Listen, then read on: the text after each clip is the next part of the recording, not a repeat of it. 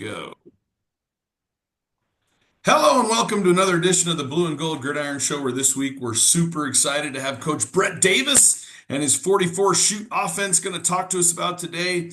Really excited to talk to Coach Buck over at Camp Verde a couple weeks ago, and he recommended that we get you on the show and said you're a wealth of knowledge. And I know I'm really excited. I have a few times seen guys go through and talk, run, and shoot stuff, and it's always been fascinating to me. So I'm super excited to get that going today and all that. But before we get started, just want to remind everybody that the Blue and Gold Gridiron Show is sponsored by SchoolFunder.org. SchoolFunder, the only online fundraising company in America where you keep all of your money minus the 3% processing fee. So we used SchoolFunder last year. I know it sounds too good to be true.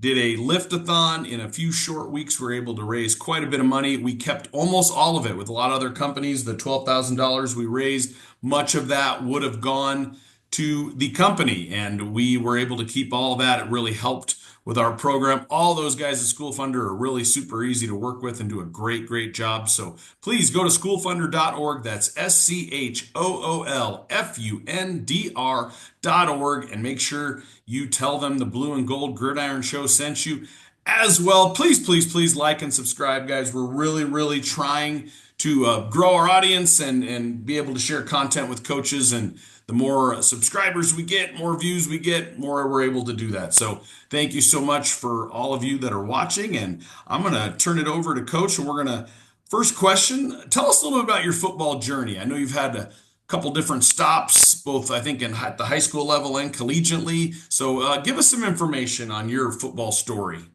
Uh, well, I'm a third generation coach. I've kind of just been born into it. My granddad was a Hall of Fame coach, played in the NFL. So did my dad. Well, in fact, he was quarterback coach here at NAU when I was a young kid. So kind of that and worked with the Raiders when I was young. We moved to Oxnard then, so that's kind of where I grew up in California there, and I've done the vast majority of my coaching there until COVID, and kind of headed out this way. And I've been at Tonopah Valley now for the past 3 years. Before that, I was 7 years at Coachella Valley High School, another in California there. Then I was kind of a struggling program, hadn't won in 40 years, and kind of used the 44 shoot to turn that program around. So I did one stint in Oklahoma before coming out here, and in my 1 year there, we led the state in passing there. So it's been a good journey. I've been in coaching about 24, 25 years. And, luckily for me, I was introduced to the run and shoot kind of very early on, kind of the OG version of it. And then kind of there in Ventura County, we had quite a few good run and shoot guys around there, guys that not only played in it for Mouse Davis, but also were on the defensive end of it and kind of saw it from a defensive side. Guys like Clay Matthews Sr., who played at the end of his career with the Atlanta Falcons when Jude Jones was the head coach there. So, he got to see that from a defensive point of view. So it's kind of neat, kind of coming through it through both sides, kind of being introduced to it from guys from the off who have actually run it, and then guys who've defended it. And a lot of that all kind of went into kind of my version of it, 44 shoot that we run now, based on a lot of problems we've been getting over years, probably in the early mid 2000s from defenses. And we've kind of morphed it into even crazier read route offense. The old run and shoot was kind of just, most concepts you'd have maybe one or two guys running a read route. Now we have them all doing it. Like I said, I think it was Timmy Chang do a clinic on it, and it was, I usually feel like I can follow a lot of stuff, and that was difficult, but such an amazing thing with, correct me if I'm wrong, I believe, guys, took over at Tonopah Valley. They had really struggled and immediately win 10 games. So in your first 3 years, they're already won 31 football games. And then this last year, I was doing my research. One of the things I found most fascinating is I believe your returning quarterback going into the season transferred. You guys put your receiver in there at quarterback, and then he promptly threw for all kinds of yards and touchdowns and all that. So obviously you've been able to make this so interchangeable. How do you go about doing that? And how's your teaching process? Because for me, that's always such an important part of any offensive system is how you teach it and how you get it with your kids. Right. And that's really, first I'll have to say, I mean, that's really what we are. We're a system. We're not really an offense. So like a lot of people run an offense or a playbook of stuff. It's not really systematic. And what we do is very systematic. So that's how we're interchangeable like that. So we have a series of systematic drills and practice structure that we have that really allows us to not only get guys ready to start, but we get backups ready to play too and play multiple positions, because it's basically a system of just these read routes that we teach, and then this one and the drops to each side for the quarterback with an I sequence. And as long as then we just kind of install all that, and then off we go, and then we can kind of turn it into any combination of things that we want as we go, and we can be as creative as we want as long as we stay within the structure. Coach, And tell me a little bit about your practice planning. I always find that really interesting. How do you go about practicing your system? And at the 2A level, I would imagine you have kids, a lot of kids going both ways. Is that problematic? Or obviously it hasn't been, but how do you script time? Do you try to go one way and then the other, or how do you go about doing that? we try to keep as many guys one way as we can, even at that level, because we believe it is, and we take the same approach to defense as well. We think the more guys that play one thing and that's what they focus on all day of practice, you get more out of them than even putting a guy that might have a little more talent and go both ways and he's tired out. And we kind of ran into that late in the season just for injuries. We had lost both of our starting slots. If you'd have told me we'd have made it to the semifinals with losing both of our starting slots, I would have called you a liar, but but we did. And so that made it tough near the end, and it showed that guys playing both ways, they kind of wore down after a while. But we try to play as many guys one way as we can. But we just have this systematic way of doing it. I mean, it doesn't really change much from spring ball all the way to November. It doesn't change a whole lot.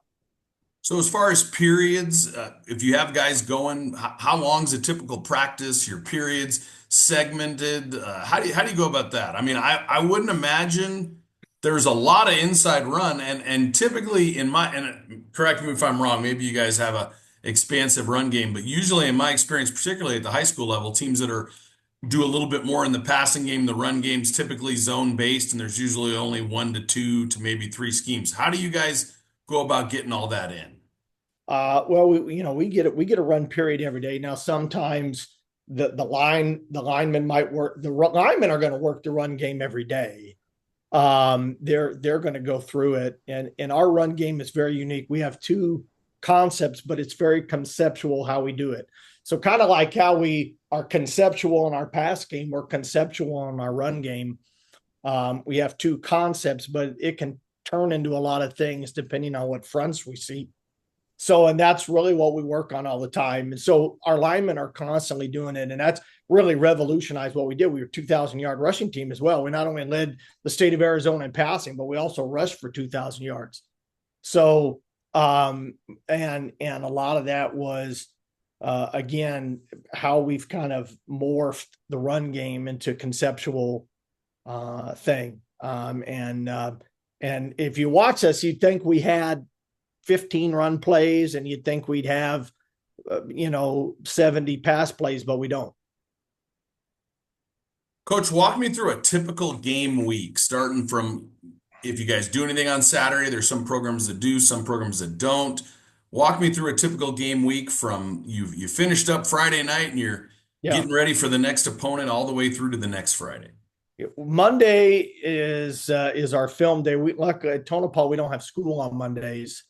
So we kind of get to use that as we bring them in the morning and we watch film and we basically just pick a few clips of us that we're going to watch and we focus primarily on us. We don't spend a lot of time on our opponent because what we see on film, we'll never see that in a game. Never. We've had 3-3 stack teams that are one high man, one high zone structures come out and 2 2s, 2 5s, and try to play too high on us. And we never saw that one time in film. I mean, we've had that happen multiple times. So we've had even front teams go out against us. Like I said, one high teams go too high, two high teams go man. We've had it all. So we very rarely ever see what on film that we get in the game. We don't ever do it. So we spend most of the time on us, and then Mondays after we're done with film, we'll go have about an hour session on just kind of correcting the mistakes that we saw on the film. Okay, we have to work this read route a little bit better against this technique that we saw. Okay, we hadn't really seen a lot of man technique here on our number 2 slot, so we might work that in, something like that. And then Tuesday and Wednesday are our work days, kind of like anybody else. And especially later in the season, a lot of times we only have to go about an hour and a half to 2 hours. We don't extend it any farther than that. High school kids aren't really paying attention. I would suggest that to any young coaches out there trying to be head coaches. Try to keep it to 2 hours or less, because that's scientifically proven with the adolescent brain. They won't be able to stay out there and pay attention. You're not going to get much in 4 hours. So we try to move very, very quickly. We don't have a lot of downtime or wasted time. We are constantly moving for that 1.5 to 2 hour period. So I think that's really the key to it. And the kids know, and we don't have a lot of missed practices because of it. Kids know we're coming here. Let's get our work done, and then we're out. And they know that they're still high school kids. So, you got to give them that. You got to give them that time. So Tuesday and then Thursday's just kind of the walkthrough, clean it up, and ready to play Friday. Coach, as far as your communication system, how do you go about doing that? We've kind of dove into that topic a little bit from different coaches, and it's I think in my career we've done about every way you can possibly do it. But how do you guys go about your communication process? We have a couple different. We could signal it in. We'll use wristbands, and I might just yell it out there Yeah. if we're trying to go really fast. And how much do you mix tempos? That leads into another good question. Yeah. Is the run and shoot isn't one that I always remember being a super fast type offense. It's a lot of times been no huddle, but I Yeah. don't recall it being breakneck, Gus Malzahn style, hurry up, no huddle. Yeah. And it just kind of depends, if we're running the football well and those type of things. And our RPO game's kind of going, which we don't do a lot of, but we do have it. And it has really changed our world a little bit, doing the little that we have. But if we're doing that, we can go pretty fast with that. But otherwise we're just, we're no huddle all the time. We don't huddle up, but we'll pace it sometimes. We don't go super fast, but a lot of times we do.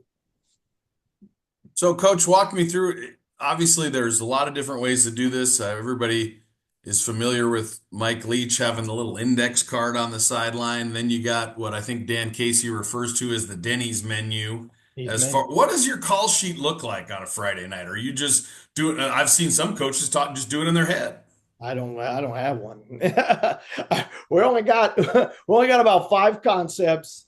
Like I said, two running plays. I've been doing it so long. I don't need it. I might have a couple little reminders that I'll have on a piece of paper that I keep, but I hardly refer to it. That's always so fascinating to me when coaches can do that. I like to think I know our system pretty well at this point. I would struggle doing that. So that's I think always really impressive when guys can do that. Coach, you said you don't see what your opponents put on film a ton. So are there various tweaks? Is it a tag? Obviously with the route reads, I guess it probably Yeah. wouldn't be a tag friendly offense. It's all based on the route reads. Or Tag how do you tweak things week to week? tags for us is just kind of we'll trade releases on and switch and trade releases for certain read routes. So that's kind of all we do. I mean, we don't change a lot. We don't put anything really any new for an opponent. I mean, our motto is we practiced for you in April. So we have rules both in the run game, screen game, and obviously in our pass game. So that's all we practice all the time. So we don't ever have to worry about, and we can go out and just play a game. If our game got canceled on Thursday and you gave us another game Friday, we'd be fine. And our guys would be completely confident in going out and playing against an opponent we have not looked at one bit, while the other team would probably be shaking in their boots a little bit if they didn't get to prepare. Because again, we have there's not anything anyone's going to come up with that we haven't seen before, either coverage wise, stunt wise, front wise, formation wise, anything like that. There's nothing that we haven't seen. So so we're ready as soon as we go. And then one thing on film that we do like to see the pressures guys run. That's good for us to know, like where, but because of how we line up, we're really going to limit where you can bring pressure from. So we pretty much know where you're going to bring it from, and we can kind of isolate that anyways. And we work on that all the time. I mean, we do blitz pickup every day.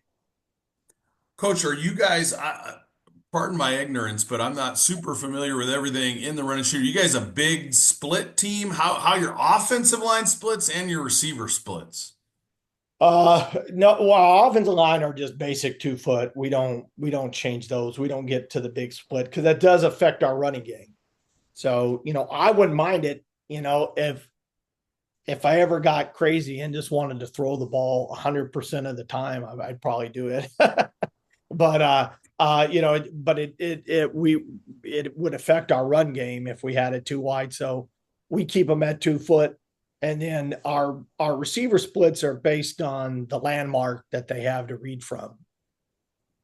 So we line up to landmarks. Okay, okay, gotcha.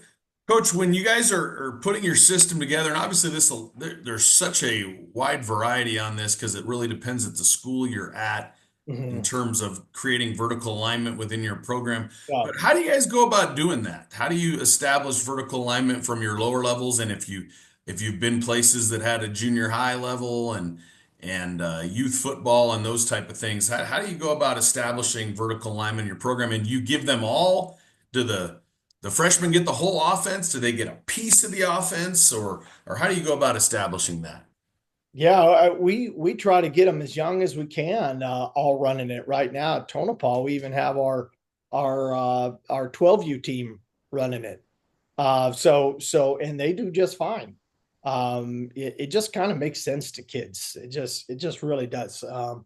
And if you know how to structure it properly, they'll get anything you teach them. It's so but we try to give them at least the base stuff. We might not give them as many of the tags, but we try to give them at least the base concepts so that and hey, these are the read routes. So at least what those are when you come up to us. Well, like I said, Coach, one of the things I found so fascinating is that you were able to had a returning quarterback. I'm sure you're pretty excited about, and then you were able to transition a kid to receiver so quickly. What are you looking for in a quarterback, and how many do you have to have if one guy goes down? Obviously, you were able to put another guy in and get that going quickly, but how many quarterbacks do you have, and what are the characteristics you look for in those quarterbacks? That's a good question. Uh, I mean, the main thing we're looking for is velocity, accuracy. I don't really care how far he can throw it, and I don't really have a size. When I was at Coachella, we in 2018 we led the nation in passing in the regular season, and then lost that quarterback the next year in the summer. And our little 5'4" backup quarterback came in and threw for the world too. So I've had 5'4" guys. I've had 6'3" guys, and they've all done well. So I don't really need that size or anything like that. And certain personality traits. I've had all different ones of those too.